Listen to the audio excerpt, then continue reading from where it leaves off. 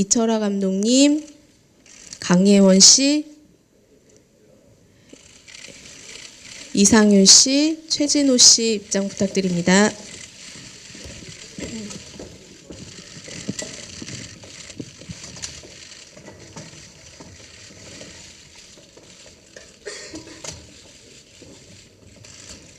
네, 그러면 감독님부터 배우분들까지 해서 인사 말씀 부탁드립니다. 안녕하세요. 날 보러 와의 연출을 맡은 이철하입니다. 와줘서 너무 감사합니다. 안녕하세요. 날 보러 와의 강예원입니다. 감사합니다. 네, 안녕하세요. 네, 나남수 역을 연기한 이상윤입니다. 반갑습니다. 안녕하세요. 장원장 역의 최진호입니다. 네, 그러면 이제 객석에 계신 기자분들께 마이크를 넘기도록 하겠습니다. 그 질문 있으신 기자님들 손 들어주시면 저희 스텝이 마이크 전달하도록 하겠습니다. 네, 혹시 저쪽.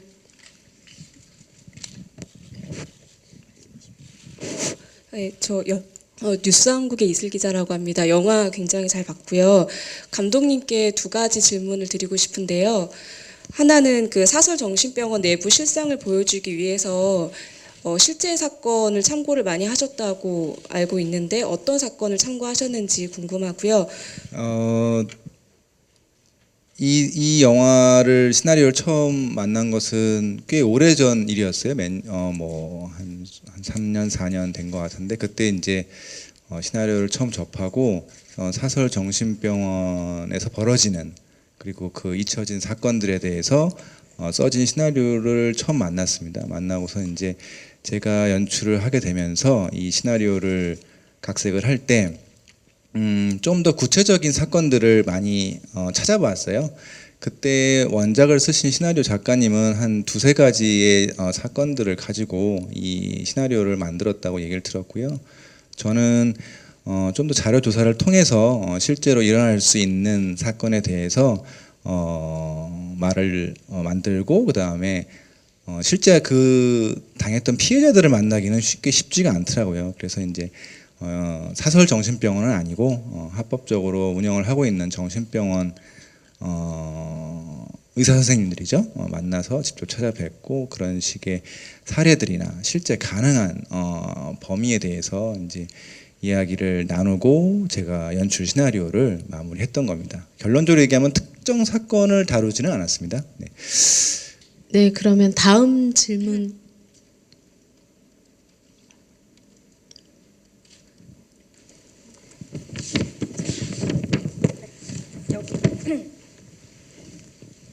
네, 안녕하세요. 스포츠투데이 여수정 기자라고 하는데요. 이상윤 씨한테 질문 드리겠는데 제작 보고회 때 취재 과정을 따라오는 과정에 좀 집중하셨다고 했는데 아무래도 강예원 씨가 맡은 역할이 바닥을 치는 감정이니까 부각될 수밖에 없잖아요. 근데 영화를 보니까 이상윤 씨도 충분히 부각될 수 있는 부분이 많았거든요. 그래서 좀 어느 부분에 집중을 많이 하셨는지 자세히 얘기 부탁드립니다.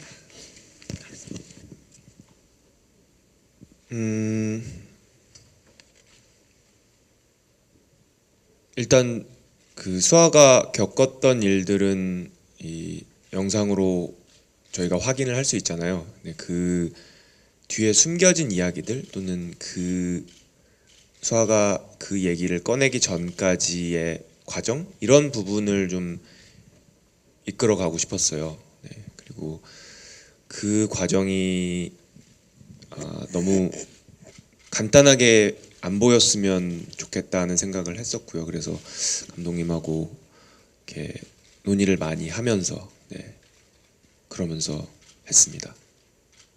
이게 맞나요?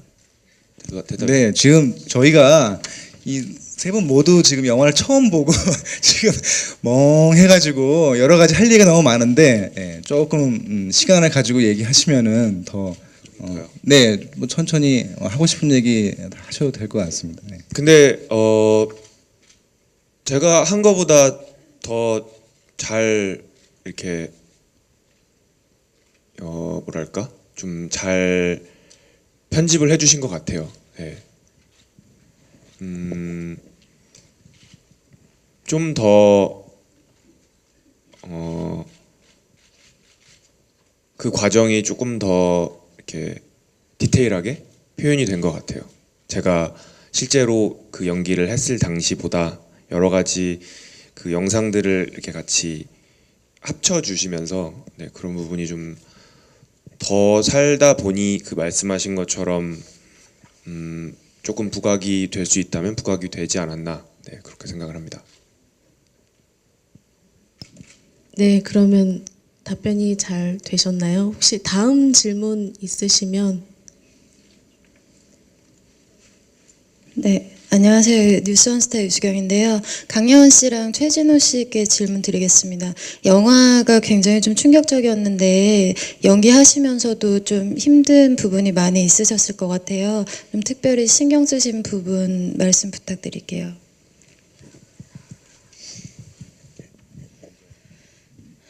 네, 일단 지금 보니까 저도 되게 그때 감정으로 돌아가는 것 같아서 좀 충격적인 그런 감정이 들고요. 일단 저라는 기본적인 제 안에 들어있는 그 선과 악을 그리고 그 증오, 배신 그리고 내가 복수에 대한 뭔가 감정을 어느 선까지 드러내면서 씬 바이 씬에 집중을 해야 되는지를 가장 고민하는데 힘들었던 것 같아요. 그래서 좀 더 반전도 있기 때문에 디테일한 계산이 들어가지 않으면 너무 두드러지게 드러나지 않을까 그런 생각을 많이 하고 이게 맞는지 틀린 건지를 과거와 현재와 그리고 지금 그 미래를 암시하는 그 마지막 순간까지 거기에 대한 감정선을 튀지 않게 만들려고 한 부분이 가장 힘들었던 것 같아요. 이 질문에 대한 부분에 대해서 저희가 그 강현 씨나 저나 서로 말을 맞춰본 적은 없는데 비슷한 생각을 갖고 있는 것 같은데요. 정신병원이라는 그 장소가 주는 폐쇄성이 있기 때문에 굳이 제가 과도하게 연기를 하면 전체적인 밸런스가 무너진다고 생각을 했기 때문에 그 감정선 연결하는 것에 좀 집중을 많이 했고요. 또 부딪히는 그런 문제들에 있어서는 그 감정 표현들이라든가 아니면 뭐 대사 처리라든가 이런 것들은 제 개인적으로는 이철화 감독님 전폭적으로 또 믿고 있기 때문에 둘이 또 많이 상의해서 그렇게 했습니다. 네, 그러면 다음 또 질문 있으신가요? 네. 혹시 다음 질문 없으면 그냥 생각하실 동안 감독님께 잠깐 질문 드릴게요. 어쨌든 감독님은 일단 저희 대중한테 알려진 거는 사랑 따윈 필요 없어 이런 것처럼 약간 비주얼리스트, 뭐 아티스트 약간 이런 느낌인데요. 지금 오랜만에 상업 영화로 돌아오시면서 멜로가 아닌 스릴러 장르를 선택하신 이유, 연출하신 계기 말씀 부탁드리겠습니다. 제가 무슨 비주얼리스트 이런 거는 아니고요. 그렇죠. 2006년에 제가 사랑 따윈 필요 없어로 데뷔를 했으니까 올해가 10년이네요. 근데 이제 뭐 10년 만에 상업 영화를 두 번째 찍은 거는 아니고요. 중간에 여러 장르, 뭐 일반 드라마, 그다음에 공포 영화, 혹은 재작년에 포근한 다큐멘터리 등 여러 가지 장르와 이야기들을 다루면서 왔네요. 저도 그렇게 시간이 흘렀는데 이번에 스릴러라는 장르를 만나게 되면서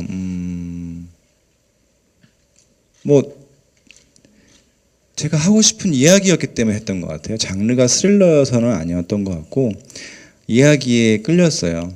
아직도 이렇게 사회 약자들을 이용해서 가두고 뭔가 자신의 치부를 감추기 위해서 이런 나쁜 일을 벌이고 있다는 것이 지금도 자행되고 있다는 것이 영화 소재로서 굉장히 충격적으로 관객들에게 보여줄 수 있겠다라는 믿음이 있었고, 사실은 조금 더 공포스럽고 조금 더 잔인하고 이렇게 만들 수 있었겠지만 결국 감독 이철아가 만드는 날 보러 와요는 지금처럼 나오게 된 것 같아요. 그게 저의 연출이고 저의 영화인 것 같습니다. 이것이 관객들에게 어떠한 즐거움과 그리고 무엇을 가져가시는 것을 줄 수 있을지 모르겠어요. 감독이라는 게 이야기꾼으로서 보는 사람을 1시간 반 동안 꼼짝없이 화면을 보게 만드는 게 감독의 일이기 때문에 장르에 구분 없이 충실하게 연출을 하고자 했습니다. 네. 네, 그러면 혹시 다음 질문 있으신가요?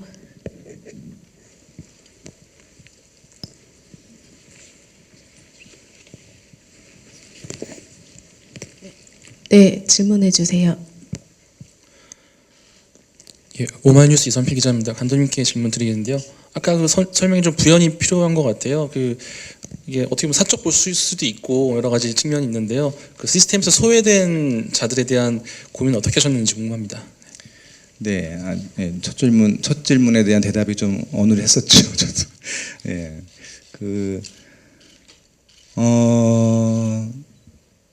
평소에 관심을 많이 가지고 있어요. 그러니까 뭐랄까, 다들 평등한데, 다들 태어나서 누가 태어나고 싶어서 태어났겠습니까? 다들 태어나서 가족이 있고 새로운 사람 만나고 가족을 또 이루고 어떤 그런 삶에서 우리가 동등하지 못하게 차별받는 사람들이 있다는 생각은 굉장히 많이 했어요.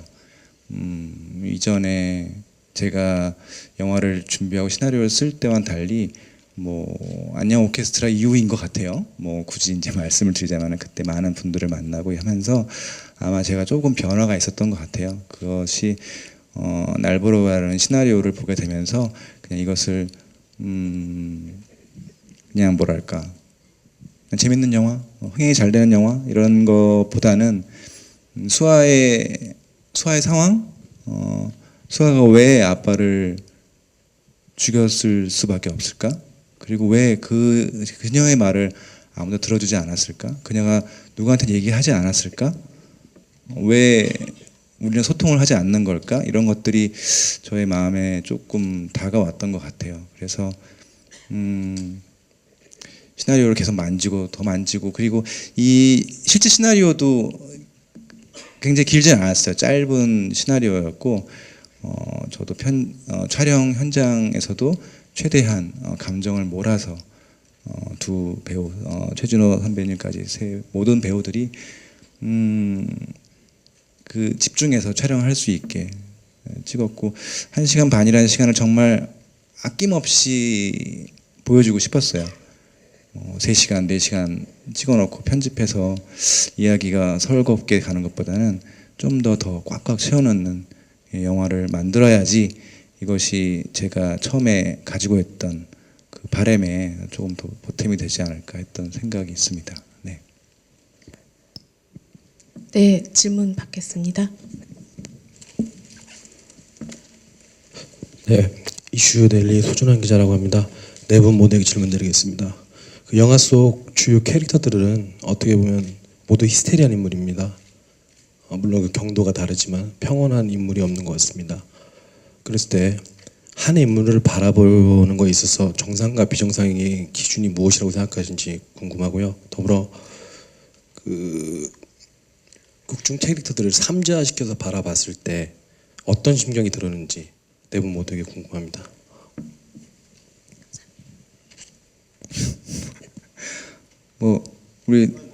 네? 제가 뭘 어떻게 대답을 해야 돼? 제일 비정상적이었던 우리 최준호 원장님이 그렇죠. 정상과 비정상에 대한 거를 제가 짧게 그냥 저의 소견을 말씀드리고 갑자기 어저께 사실 잠이 안 왔어요. 잠이 안 와가지고 제가 맘이라는 영화를 다시 한번 봤는데 화면이 1:1 비율이잖아요. 그리고 거기 나오는 세 명도 모두 히스테리컬하고 비정상적인 캐릭터들이에요. 제가 왜 운명적으로 그 영화를 봤는지 모르겠지만 그걸 보면서 정말 정상이 뭐고 비정상이 뭔지, 왜 우리는 1대1이라는 영화 비율로 봤을 때 그걸 비정상으로 느꼈는지, 그리고 그것이 와이드 버전으로 남자 주인공이 여러 제꼈을 때 왜 우리는 그것에 대해서 놀라움을 느끼는지, 사실 누가 규정 지을 수는 없는 거죠. 그런 것들을 기자님 질문에 갑자기 생각이 났네요. 우리 짧게 얘기하고 어떻게 누가 먼저 대답을 해주시겠습니까? 네, 저는 제일 먼저 이렇게 마이크를 든 게 저는 아주 정상이었다고 생각을 하거든요. 네, 제가 맡은 나남수란 인물은 굉장히 정상이었다고 생각을 했는데 히스테릭하다고 봐주셨다니 조금 신기해서, 네, 한편으로는 제 변호를 하고자 이렇게 먼저 마이크를 들었는데 모르겠어요. 어떤 부분이 히스테릭하게 느껴지셨는지 모르겠지만 저는 그냥 굉장히 우리 주변에서 얼마든지 볼 수 있는 사람의 모습이라고 저는 생각을 했거든요. 물론 조작 방송을 했었고, 그리고 이 다시 복귀를 하기 위해 약간의 편법을 쓰긴 했지만 누구나 다 자기가 원하는 부분, 자기가 하고자 하는 부분에 이르기 위해서 뭐 정말 어떤 나쁜 뜻을 갖고 한 건 아니라고 저는 생각을 해서 약간의 욕심을 좀 더 이렇게 현실에 표현을 했을 뿐이지, 그 정도 생각은 누구나 다 가질 수 있는 범위라고 저는 생각을 했거든요. 근데 이 영화 속에서는 조금 더 극적인 장치로 그거를 이렇게 실행을 했을 뿐이지, 그런 면에서는 주위에서 볼 수 있는 뭐 모든 직업군에서 있을 수 있는 인간의 모습이라고 저는 생각을 했고요. 그리고 말씀하신 제 3자화 돼서 봤을 때 어떠냐는 질문에는, 일단 제가 했던 그 나남수라는 인물을 사실 봤을 때는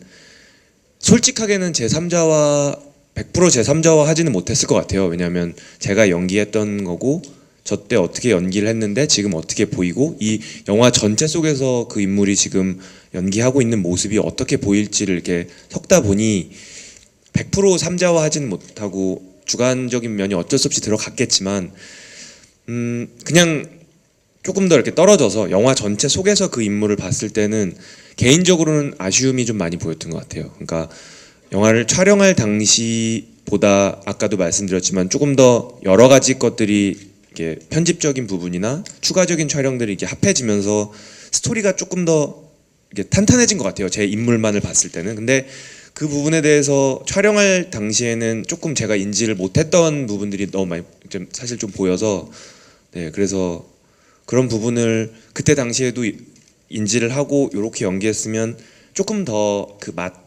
맛이 조금 더 살지 않았을까라는 그런 생각을 하면서 봤습니다. 이거는 제 3자한 게 아니라 굉장히 주관적으로 본 거죠? 말하고 보니 그렇네요. 네, 저는 이렇게 하겠습니다.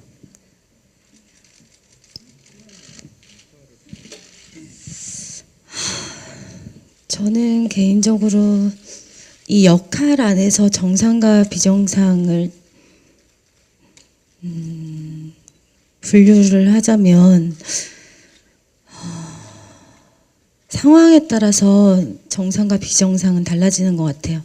그리고 일상생활에서 보편화된 사람들 안에서 정상과 비정상도 전 오가 정상은 재미가 없고 비정상은 조금 재미있는 이런 관점으로 보는 사람이라서 좀 더 예술하는 입장에서는 뭐가 옳고 그른지는 잘 모르겠고요. 일단 범죄적인 부분 안에서는 잘못한 건 맞죠. 맞고 또 제3자 입장에서 바라보는 그 관점에 대해서는 전 수아가 너무 불쌍하고 재수가 없고 정말 저렇게 태어나서 저렇게 살 수밖에 없는, 저런 상황에 갈 수밖에 없는 그 인물을 되게 치근하게 다가갔던 것 같고요. 저는 그런 삶을 살아보지 못해서 일단은 다른 사람들의 경험을 토대로 1대1로 만나 뵙지 못했지만 간접적으로 많이 듣고 보고 연구했던 것 같습니다. 제가 언론 인터뷰가 처음이라 두서없이 말씀드릴 수 있는데 그 두 가지를 섞어서 그냥 말씀을 드리면 장 원장은 지극히 정상입니다. 비정상이 아니고 정상적인 사람이고요. 제가 하도 악역을 많이 하다 보니까 그 악역에 대한 그 감각들이 좀 둔해져서 그렇긴 한데 똑같은 악역이 아니라 조금 어떻게 하면 좀 다른 느낌의 악역을 보여드릴까라는 생각을 많이 했고요. 단순히 그냥 제가 연기하면서 많이 고민했던 부분은 그 고레다 히로가츠 감독의 말처럼 그 배우기 전에 그대로 살고 나중에도 영화가 끝난 나중에도 그대로 살고 있는 그런 느낌 약간이나 좀 그렇게 좀 보여드리려고 했고요. 배우는 개인적으로 어떤 악역을 맡든 그 악역에 대한 그 보호 본능을 갖고 있을 수밖에 없고요. 특히 저같이 주로 이제 착한 역보다 강한 역, 악한 역을 많이 하는 사람, 배우의 입장에서 보면 더더욱 그 제 배역을 보호할 수밖에 없는 그런 것이 있고요. 영화보다 오히려 현실이 더 무서운 게 아닌가라는 그런 생각도 들고 정말로 그 치열하게 살아보려고 하는 단지 그게 찌질하게 보이든 뭐 거칠게 보이든 이 사람 나름대로 장 원장 나름대로 세상을 바득바득 키워가서 조금씩 올라가려고 하고 어떻게든 돈을 모으려고 하고 욕심을 갖고 그렇게 사는 사람이 아닌가라는 생각을 갖고 있습니다. 네, 다음 질문 받겠습니다. 네. 네, 안녕하세요. 무비스트 최정인입니다. 영화 잘 봤고요. 강혜원 씨하고 감독님께 질문 드릴게요.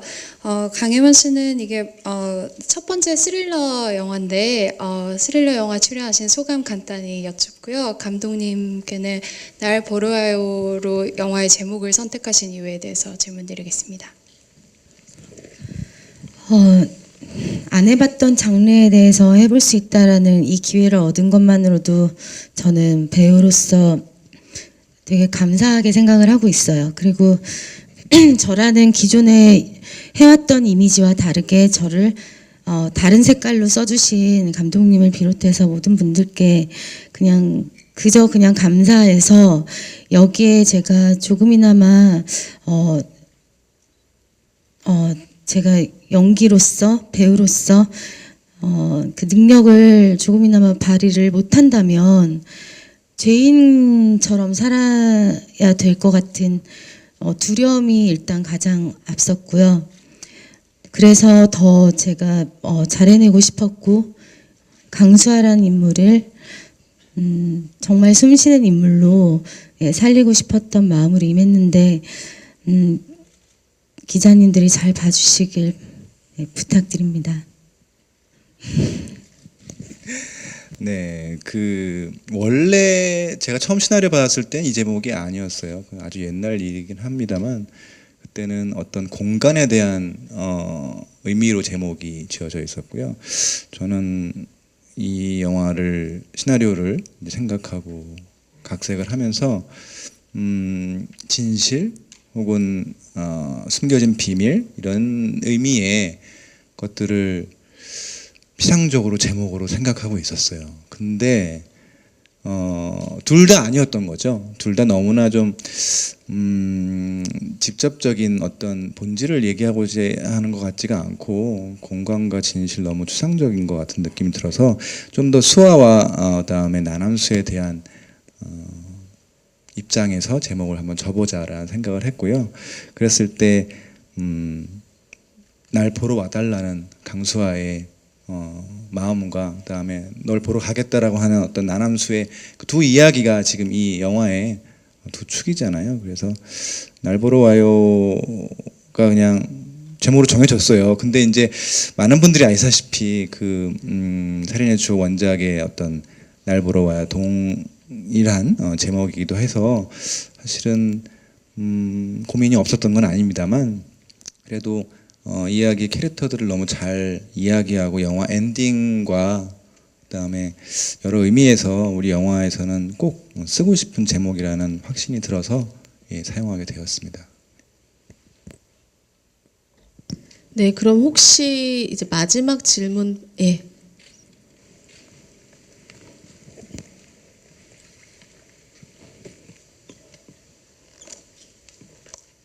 스타뉴스 윤상근 기자입니다. 그 강혜원 씨하고 이상윤 씨께 질문드리겠습니다. 영화 보면은 그 정신병원에서의 그런 좀 충격적인 장면들이 많은데 개인적으로 촬영하시면서 좀 이 장면은 좀 기억에 남는 씬이 있으실 것 같은데 어떤 장면이 좀 기억나시는지 궁금합니다.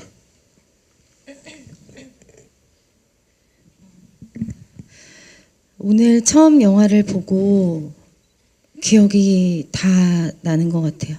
그냥 다 하나하나 저한테는 주옥 같은 씬들이었고 이거를 다 퍼즐 맞추기처럼 제가 이걸 다 흐트리지 말아야겠다라는, 그래서 저한테는 모든 씬이 다 소중했던 것 같아요.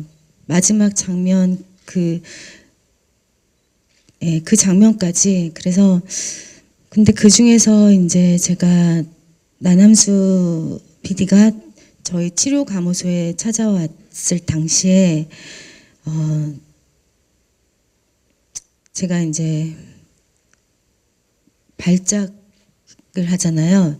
근데 그 광기 어린 연기를 어느 정도 선까지가 정답인지를 못 찾았던 것 같아요.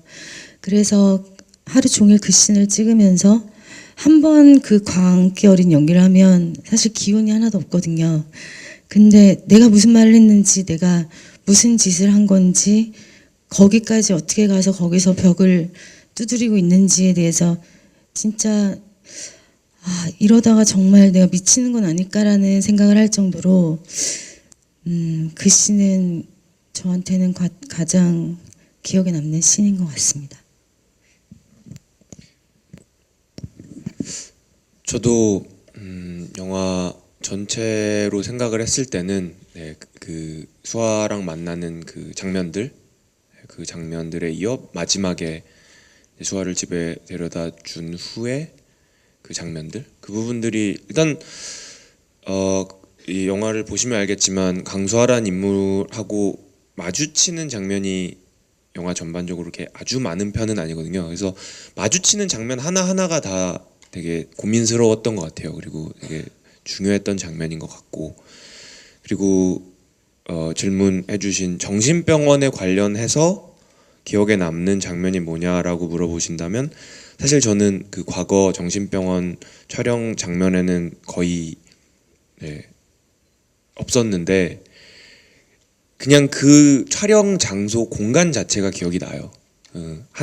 그게 어떤 지방에 있는 어떤 목조 건물이었는데 한 층은 그러니까 과거에 이제 운영 중인 정신병원 모습으로 되어 있었고, 다른 층은 이제 1년 후 현재가 돼서 현재 약간 그 화재 사고 이후에 남아 있는 모습의 그 정신병원 모습이었는데, 저는 사실 그 정신병원 이 예원 씨나 최진호 선배님 그 정신병원 촬영이 거의 마무리된 후에 거기 촬영을 하러 갔는데 그 장소만 봐도 여기서 얼마나 다들 고생을 했을지 좀 느껴졌거든요. 그래서 정신병원에 관해서는 그 장면보다는 그 장소 자체가 기억에 많이 남습니다.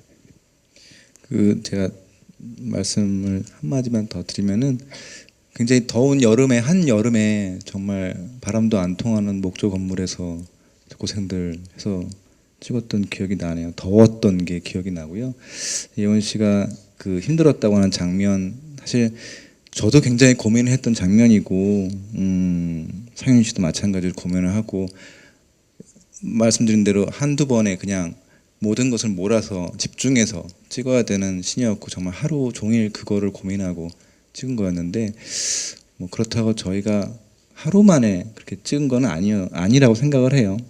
이 영화의 시나리오를 두 분이 다 허락을 하셔서 많은 대화를 나눴고 특히 예원 씨 같은 경우에는 많은 자신의 이야기를 저에게 오픈해줬어요. 그것들에 대해서 아픔과 혹은 즐거웠던 적, 뭐 슬펐던 적 이런 자신의 얘기들을 서로 털어놓으면서 많은 그 수아의 캐릭터에 좀 더 가까워질 수 있었죠. 그래서 예원 씨가 수아 캐릭터에 굉장한 애착을 느끼고 정말 열연을 해줬기 때문에 이렇게 작품이 나올 수 있을 거라고 생각을 하며 다시 한번 감사를 드립니다. 네.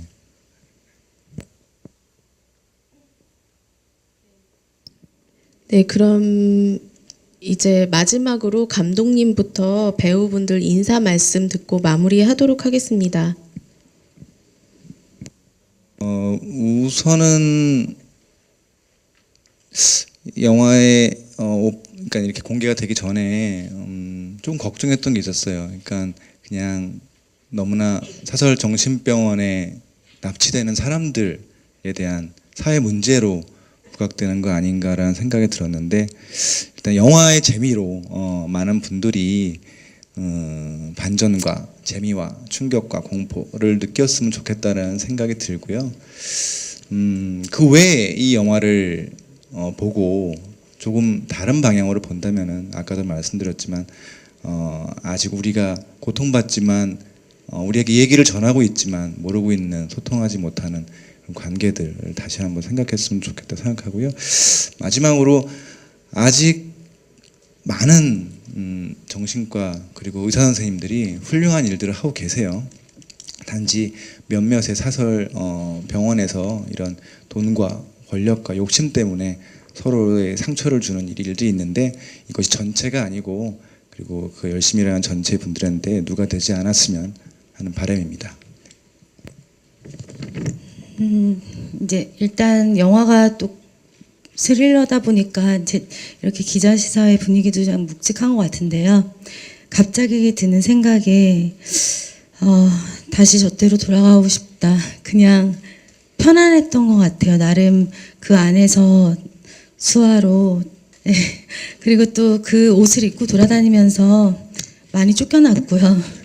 그래서 시설에서 뭐 화장실만 들려도 사람들이 다 거지인 줄 아는 것 같기도 하고 그래서 되게 재밌는 기억도 많았던 것 같아요. 되게 고통스러운 순간도 많았지만 그래서 기자분들께서도 저희 영화 잘 봐주셨으면 좋겠고요. 네, 좋은 기사 부탁드립니다. 감사합니다.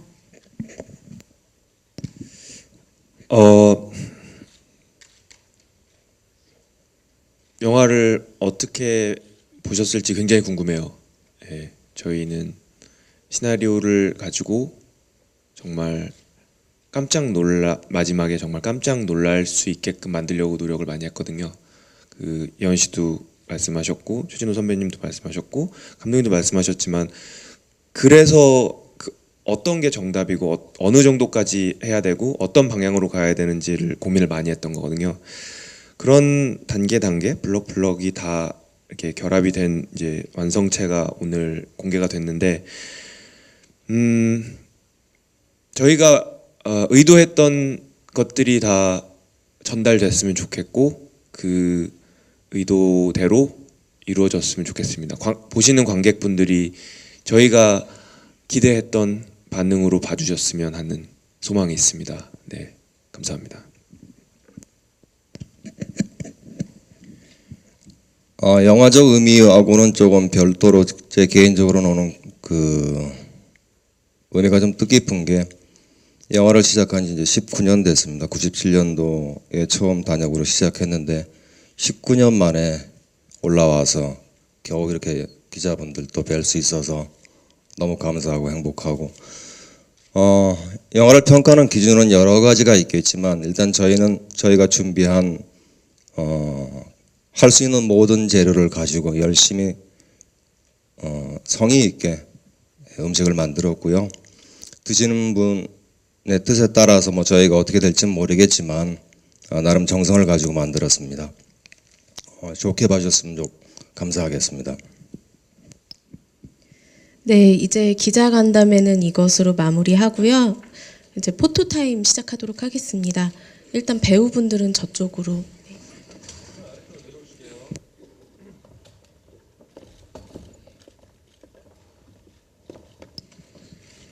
일단 저희 영화 날 보러 와요는 장르가 스릴러인 만큼 반전이나 스포일러가 있는 영화니까. 네, 시선은 왼쪽부터 봐주시고요. 네, 왼쪽. 네. 네.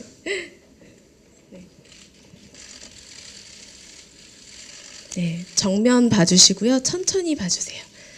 네. 네, 그 다음에 오른쪽 봐주시면 됩니다. 네, 다 찍으셨나요? 아, 왼쪽, 네, 왼쪽 한 번만 더 봐주세요.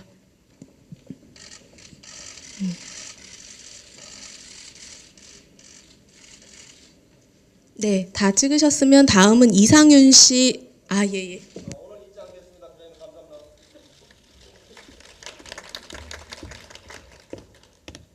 네, 다음은 이상윤 씨 단독 촬영이 있겠습니다.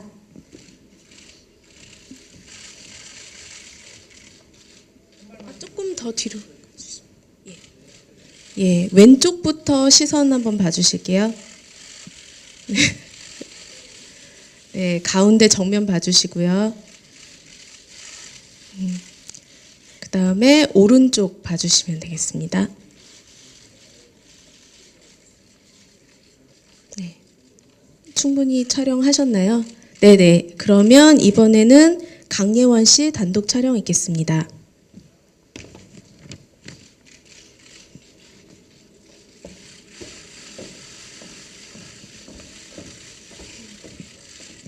네, 강예원 씨도 왼쪽부터 시선 먼저 봐주세요.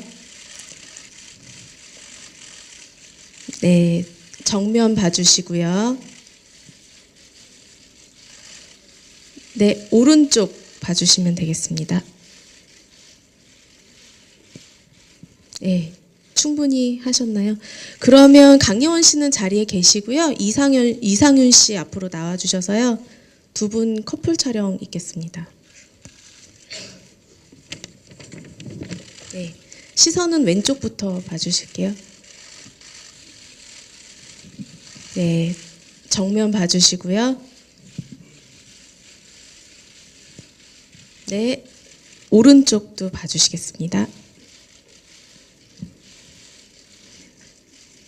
네, 그러면 배우 세 분 촬영하실게요. 최진호 씨 나와주세요.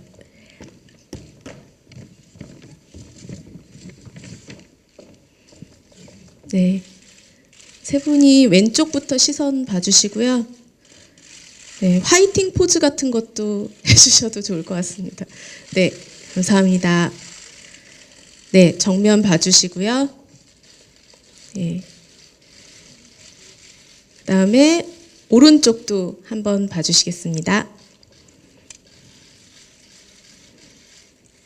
네, 그러면 마지막으로 감독님까지 나오셔서요. 같이 포토타임 하고 마무리하도록 하겠습니다.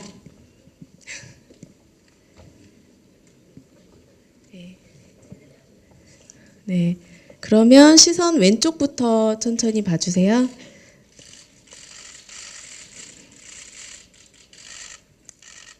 네.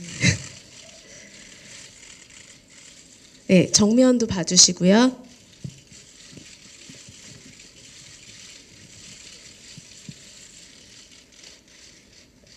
네, 오른쪽도 한번 봐주시겠습니다.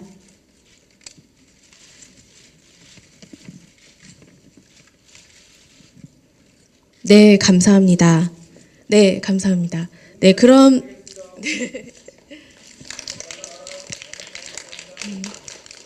네, 그럼 여기서 날 보러 와요 시사회 및 간담회 일정 모두 마치도록 하겠습니다. 네. 네, 기자님도 오늘 귀한 시간 내주셔서 너무 감사드리고요. 저희 영화 날 보러 와요 4월 7일 개봉하니까 그때까지 많은 관심과 격려 부탁드리겠습니다.